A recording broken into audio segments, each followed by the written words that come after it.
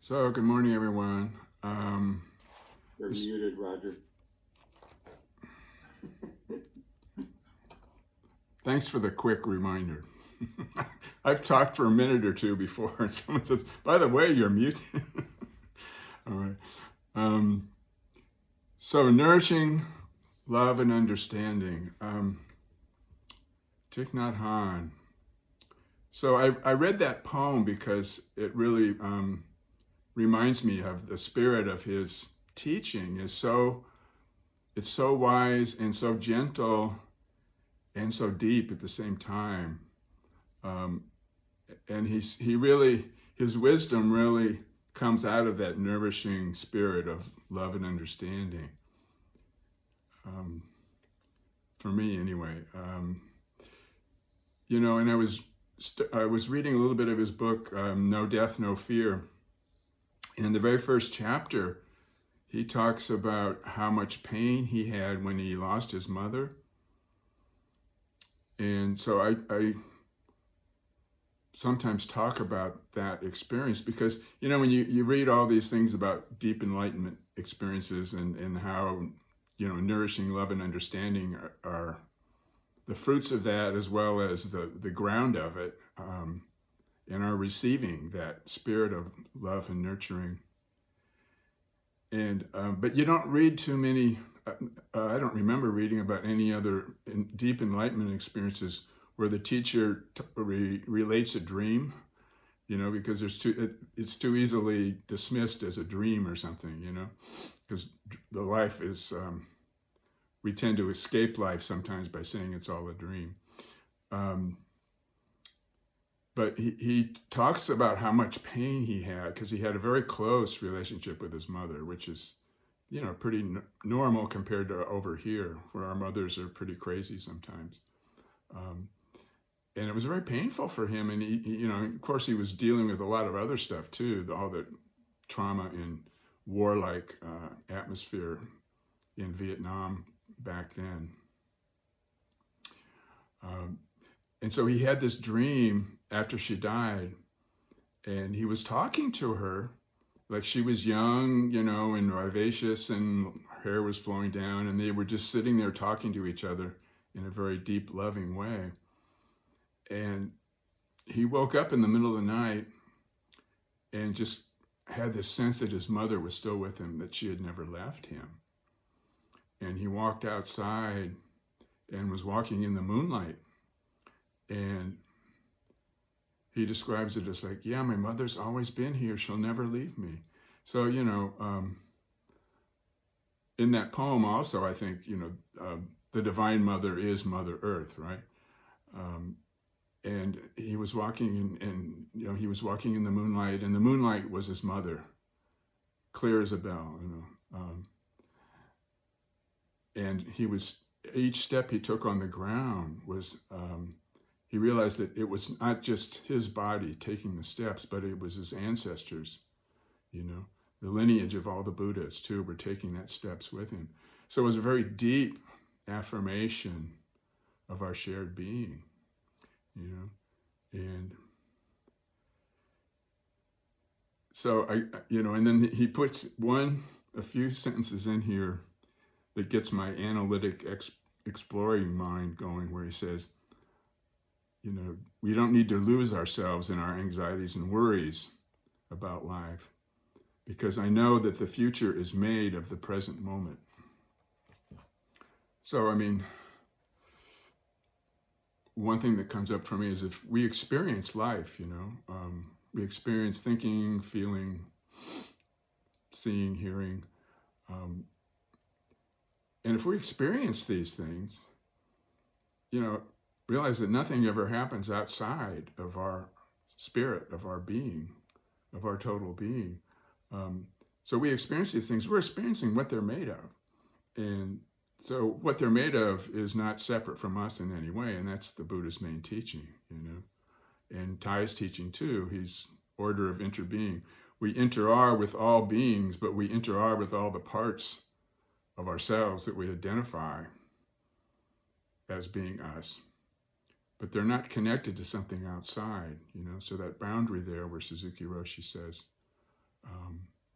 when we breathe, we take air from the outer world into the inner world on breathing in, and when we breathe out, it goes from the inner world to the outer world. But both the inner world and the outer world have no boundaries, are limitless. So there's just one whole world, there's just one whole being. And so Buddha gets enlightened and he touches the earth. I and all beings together attain the way. So, you know, for me, Thai is just, his very being is that spirit of love. And when I look deeply with him in mind, his statement here, when I live the present moment deeply and I only think, speak, and do what can bring more understanding and love, peace, harmony, and freedom into the present situation, then I have already done everything that I can to lay the foundation for a bright future.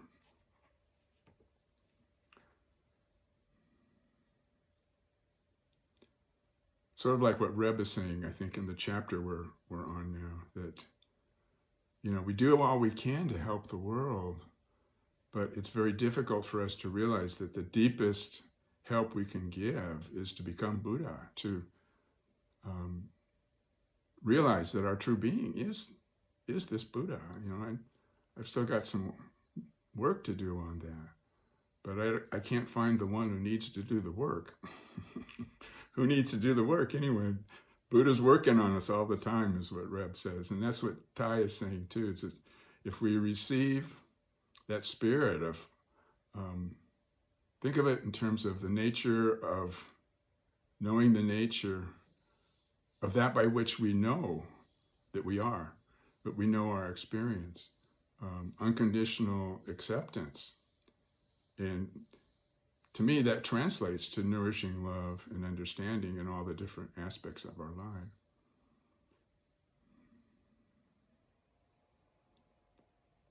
So you could say that the future is made of the present moment. All of our experience is made of the present moment, like the current in the ocean is the activity of the ocean, pervaded by the ocean. It's totally water, just like the ocean.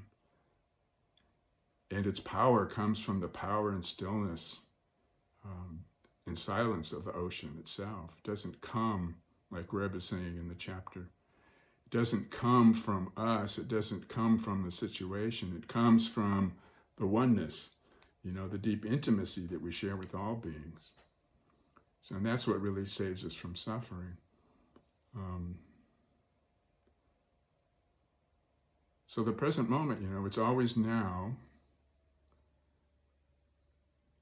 It's not coming from the past or going into the future. There's no duration to now. So there's no limits to now.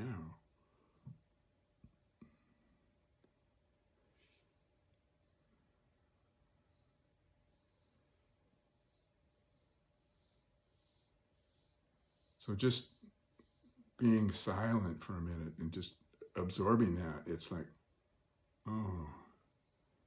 So Thai is in that space, and we are in that space where there's just the knowing, there's just the being. And in that space, if we're not getting lost, we're not grasping or turning away, and we're just offering to receive the love and compassion of the changeless, the now, the here and now. That which is in us that doesn't change is what we are beyond a doubt. And it can confirm that, or at least help us confirm that, you know, we are what we want and we want what we are, rather than looking somewhere else outside the present moment. And that, like, being a Zen practitioner is this conversation. It is the here and now. Not being in the here and now, being the here and now, being the conversation. So, let's continue the conversation.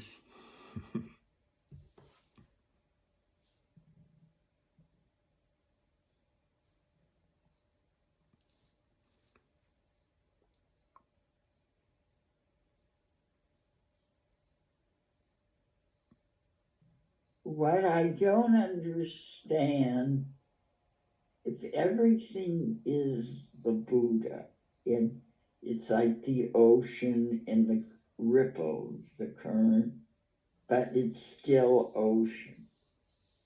How do we put in war and Trump and all this that goes on? Is that ignorance? Is that examples of ignorance? I think so.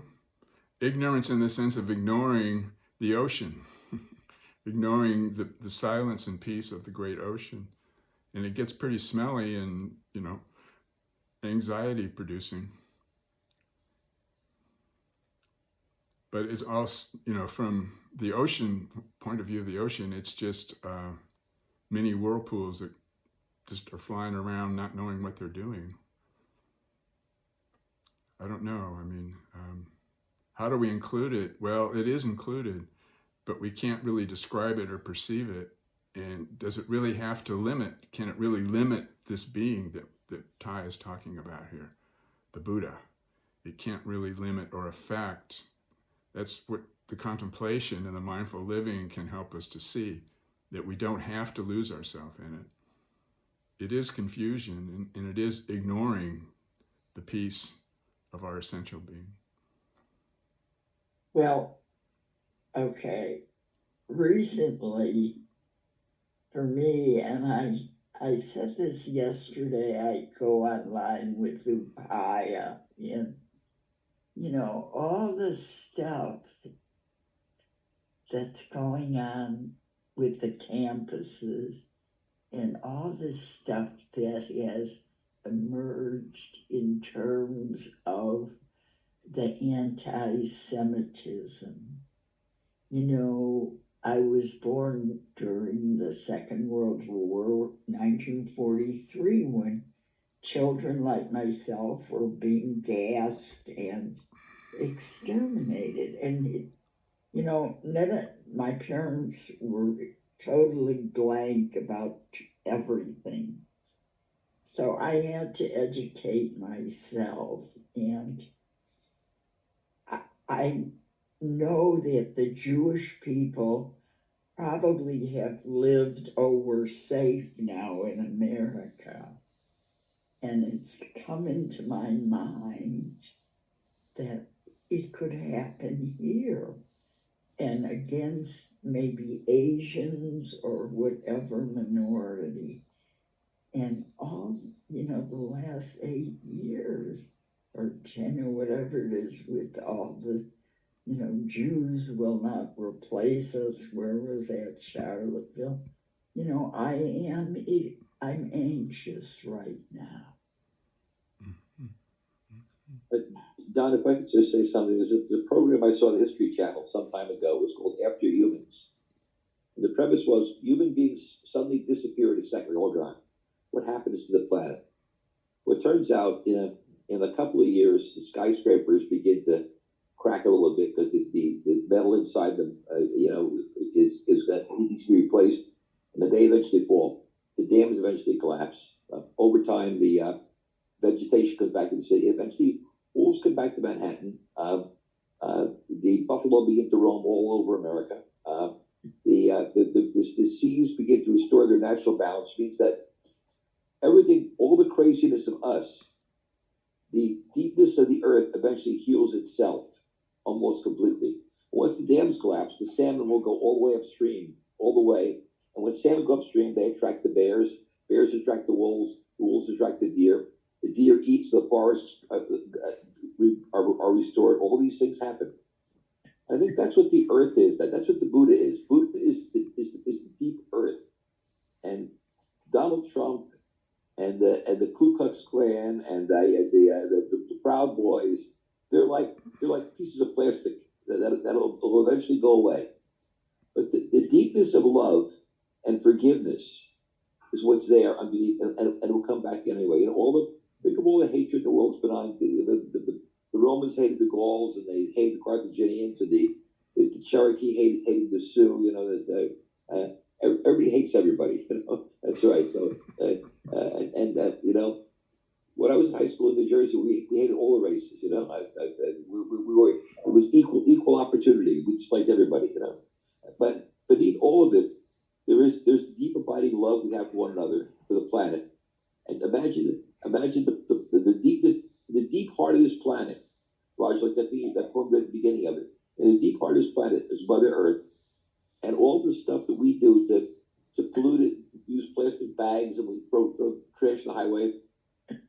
In the end, that won't matter, because she will eventually eat it, she will digest it, and in that digesting it, she'll become stronger, come back something different. So that's what she's our mother, and she will come back to us. So that's what the Buddha is. The Buddha is the bottom of the ocean that is going to eventually restore itself after all the currents, all the garbage is gone. And Trump doesn't matter. Do not give your mind to him. Right. Give your mind to Thich Nhat Hanh. Right. My All 2 cents. that doesn't matter. That's right. That's right. You know, all the hate, the racism, all of it. It's just, it is disgusting, though. You know, isn't it troubling in some sense? Trump is a TV fiction. She's like Superman or Lone Ranger, something like that. Forget him. Today, treat 2 or 3 people you meet as human beings, and give everybody an equal chance, and be loving and kind, and that's the end. The end. That's all you got to do. That's Buddha. Okay. I'll remember that, guys and gals. Thank you. And you'll never replace me, by the way, Donna.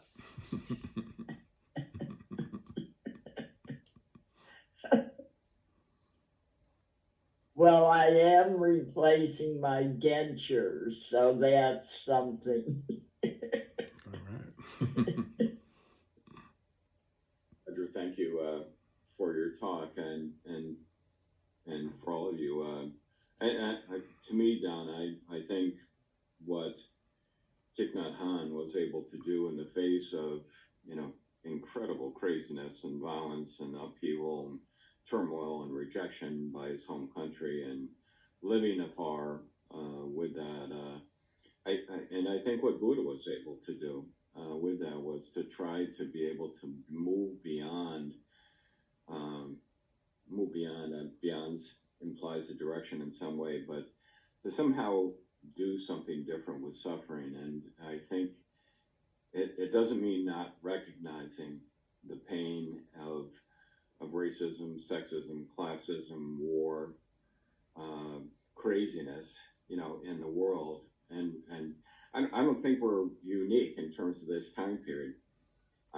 You know, and I even go back through the history of the United States. I mean, we've been a violent republic for a very long time, and the craziness just continues. You know, with that, we've had a civil war. 660,000, you know, people died. The troops, you know, died within it, and we've had this craziness. And for me, again, I think when Buddha was touching the earth, or what Thai embodied, was moving beyond definition of humanity, and moving beyond human beings, and moving beyond past, and moving beyond future, and moving beyond gender, moving beyond race, moving beyond in some way, in terms of how do we cope with it, and how do we deal with suffering. And I think the beauty of Zen, and I think of other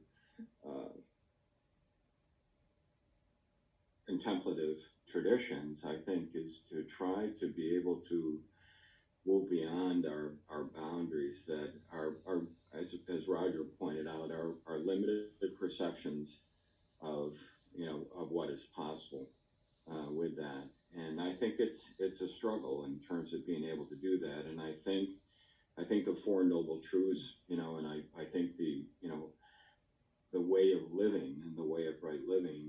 what we choose to do and how we embody is the practice. And I mean, for me, in terms of recognizing that if all there is at the end is I, and that I am with that expanding out from that, I think is constantly rooting yourself within that we are not separate. As Roger said, looking for that part, to be able to fix.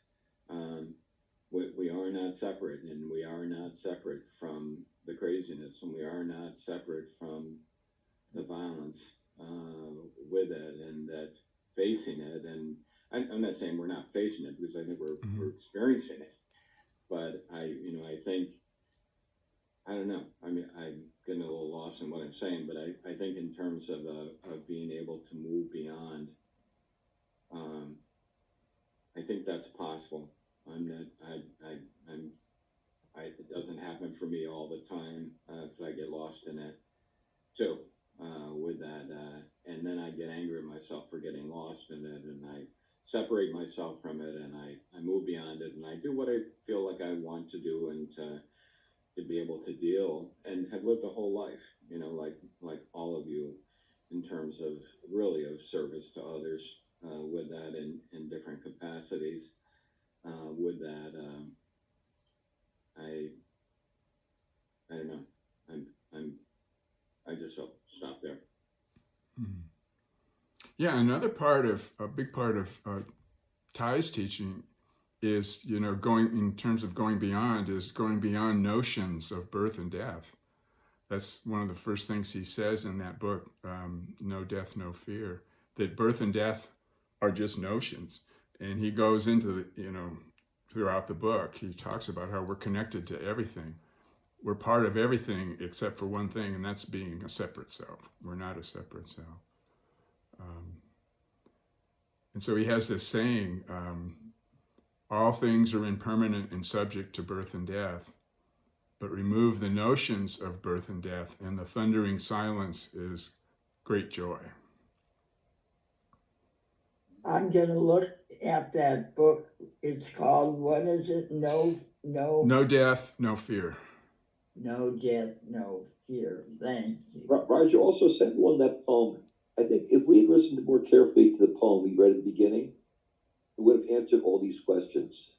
That poem was perfect front piece to our reading this week, because it was about the fact that it's there waiting patiently for us if we just stop listening to the chatter. Stop, plug your ears, open your eyes, and be right in front of you. With the clerk in the supermarket, the garbage man, and your garden. That's it. Stay there. Okay. Send that poem along. Thank you. Okay, I will. I'll read it again before we sit. Claudette, did you want to say something? Yes and no. Like, the chapter is so profound, and the talk and listening to everyone, like, this moment is everything. And I'm thinking, like Donna is talking about the war and anti-Semitism, and I'm thinking that, like, we're not separate, but me as I am, if I can't let go of my anxiety, my worries, my anger, I mean, what hope is there for the world? Like, the chapter says, if I can live simply and live with love and understanding, then my descendants are okay. And I can't. And that's where the work is. It's not with Trump and Netanyahu and what have you. It's like, how do I live in this moment? And that, I think, answers all the questions. Like, we are worried about, like me, I'm worried about Trump or Netanyahu or this or that, but I can't calm my own body. I can't be present here and know. I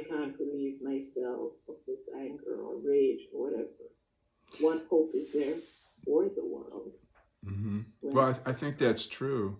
I mean, uh, there's some deep wisdom just in saying that, but Reb's teaching, I mean, the way he kind of directly confronts that issue is that it's not that we can't do it, it's that we can't do it by ourselves.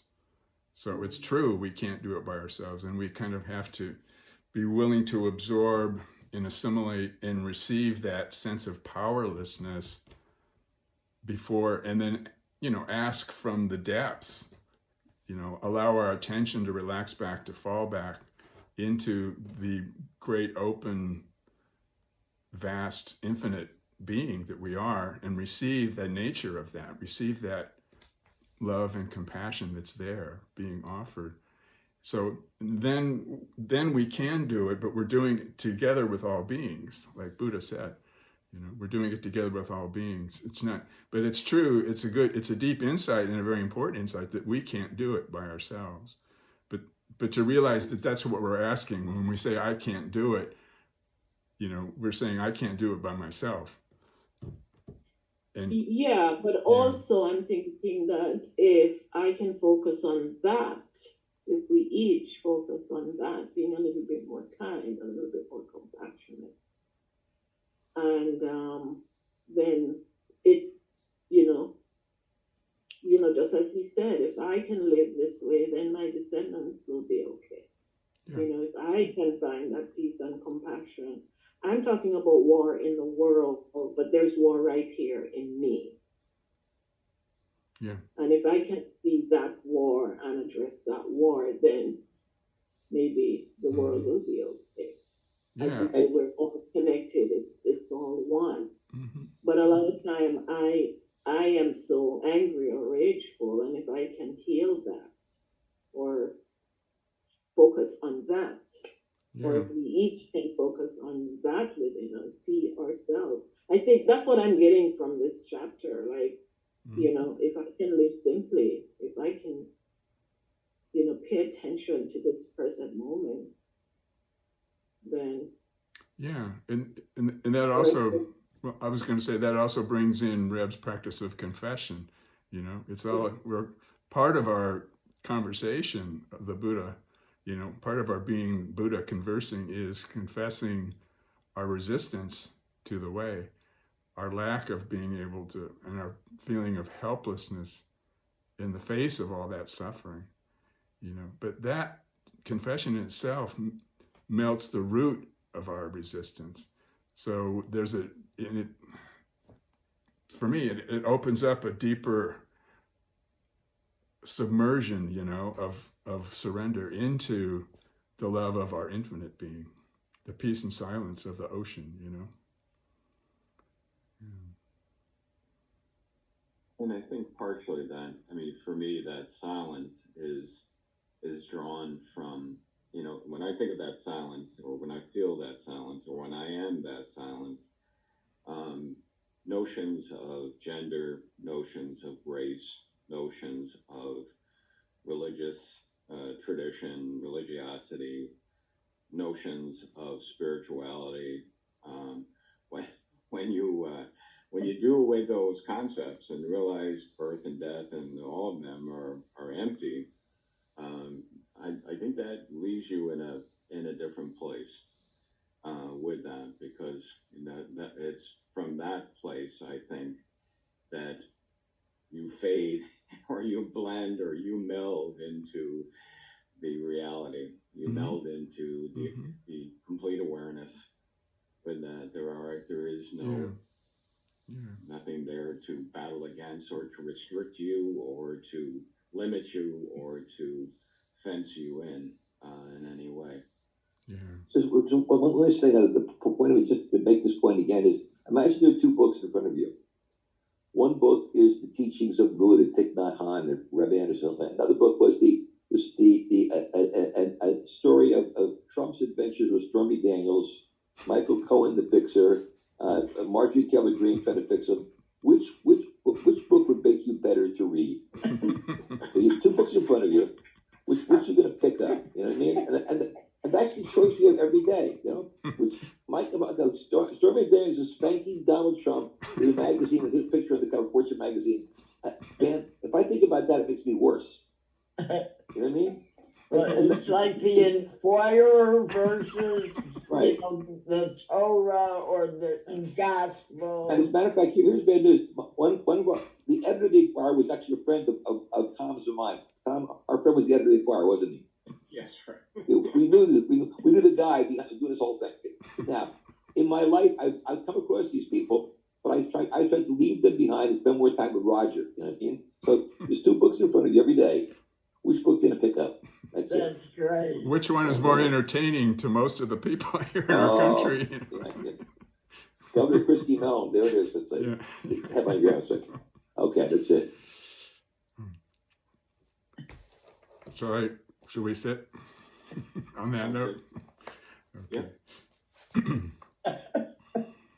That was very funny to me. I can't stop laughing. The Fixer, right? The Fixer. Oh, God.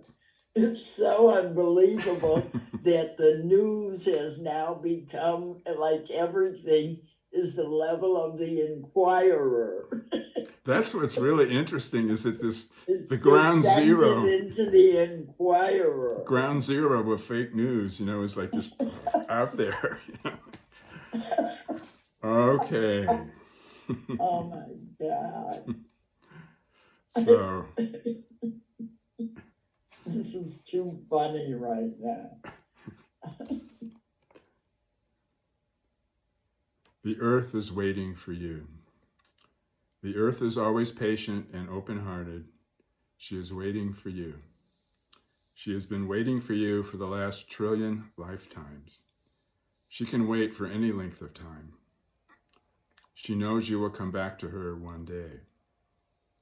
Fresh and green, she will welcome you just like the first time. Because love never says this is the last time. Because Earth is a loving mother. She will never stop waiting for you.